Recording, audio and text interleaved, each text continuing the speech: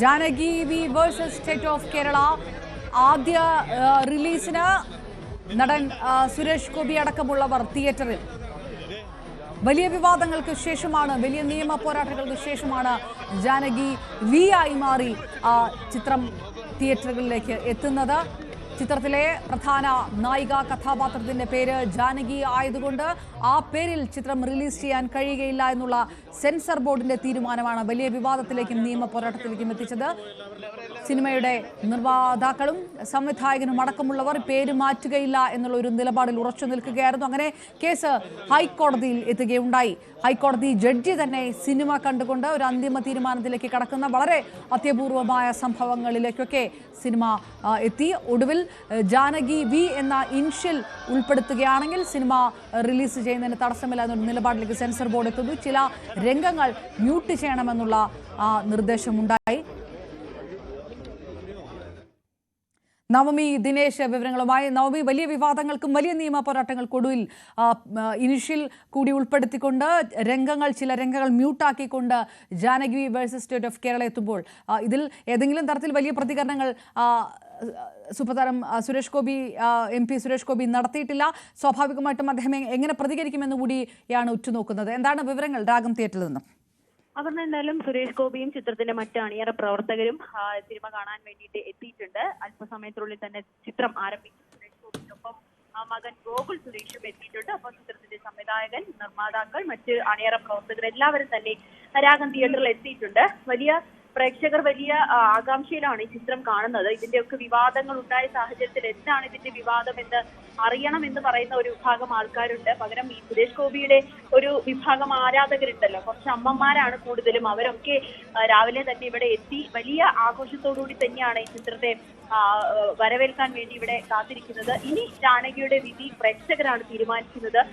എന്താണ് ഈ വിവാദങ്ങൾക്കൊക്കെ കാര്യമുണ്ടോ എന്നത് കൂടി അറിയേണ്ടതുണ്ട്. നമുക്ക് സുരേഷ് ഗോപിയുടെ പ്രതികരണം ഒന്ന് തേടാൻ തോന്നുന്നു.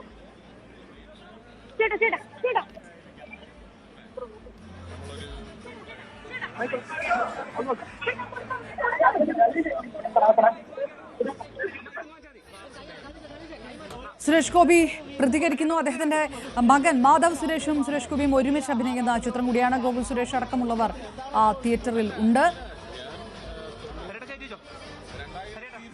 2023 നവംബറിലാണ് എനിക്കിതിനു മുമ്പൊരു റിലീസ് ഉണ്ടാവുന്നത്, ഗരുഡൻ.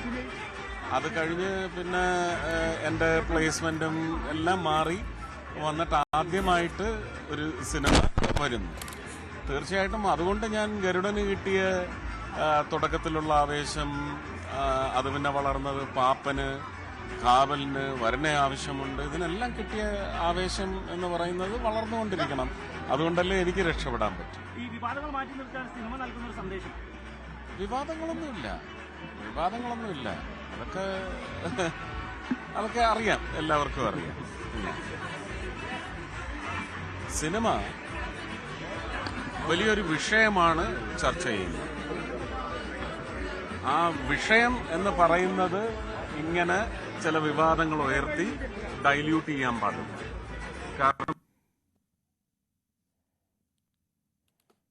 ഗരുഡന് ശേഷമുള്ള വലിയ റിലീസിനെ കുറിച്ച് കൂടി വേറെ പ്രതീക്ഷയോടുകൂടി സുരേഷ് ഗോപി പറയുന്നു. സിനിമ വിവാദങ്ങൾക്ക് പിറകെ പോകേണ്ടതല്ല എന്നുള്ളൊരു അഭിപ്രായം കൂടി സുരേഷ് ഗോപിയുടെ ഭാഗത്ത് നിന്ന്. സെൻസർ ബോർഡ് ഇങ്ങനൊരു കടുത്ത നിലപാടെടുക്കുമ്പോൾ എന്ത് പ്രതികരണമായിരിക്കും BJP MP കൂടിയായ സുരേഷ് ഗോപി നടത്തുക എന്നുള്ളത് ഉറ്റു നോക്കുകയായിരുന്നു. പല ദിവസങ്ങളിലുമായി പല എമ്പുരാൻ അടക്കമുള്ള സിനിമാ വിവാദങ്ങളിൽ തുറന്ന് പ്രതികരണം നടത്തിയ ഒരാൾ കൂടിയാണ് സുരേഷ് ഗോപി.